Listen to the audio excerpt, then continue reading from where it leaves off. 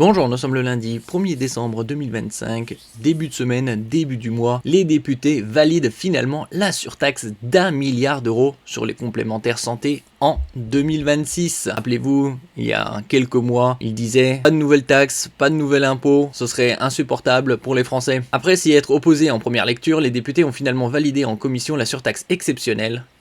Ça c'est toujours exceptionnel, c'est plutôt entre guillemets, qui visera les complémentaires santé en 2026. 1 milliard d'euros est attendu pour renflouer la sécurité sociale, malgré les craintes de voir les tarifs des mutuelles encore augmenter. N'oubliez pas de vous abonner pour plus de news nationales, européennes et internationales sur ce monde merveilleux dans lequel nous vivons.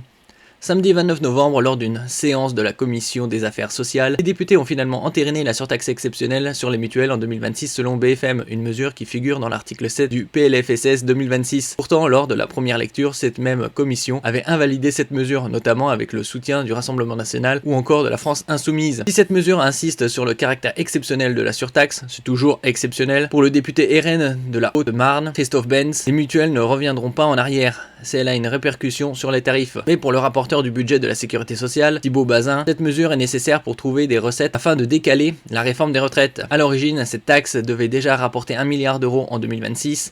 Le gouvernement a ensuite rajouté une rallonge de 100 millions d'euros afin de financer la suspension de la réforme des retraites. Une rallonge qui avait justement causé par la suite sa suspension du PLFSS, mais après son passage en commission, elle revient dans sa forme initiale. Des hausses de tarifs au cœur du débat. Pour le bloc des députés du centre, cette surtaxe est justifiée. Quand vous voyez l'évolution des tarifs sur les 4 dernières années, ils ont augmenté 2 fois plus que l'inflation, explique le député d'Eure-et-Loir, Philippe Vigier. Pour la députée macroniste Camille Gaillard-Migné, il s'agit là davantage d'un remboursement que d'une taxe, puisque les mutuelles en 2024 ont augmenté leurs tarifs pour anticiper une augmentation du ticket modérateur qui n'est finalement pas advenue. Même la gauche, très à l'écoute des éventuelles conséquences sur le pouvoir d'achat des Français, a validé l'article 7. Toutefois, la crainte d'un report de cette surtaxe sur les assurés reste vive. Le rapporteur du budget de la sécurité sociale a tenté d'en limiter les effets en faisant adopter un amendement qui instaure un temps de dialogue entre le gouvernement, les complémentaires santé et l'assurance maladie pour limiter les retombées.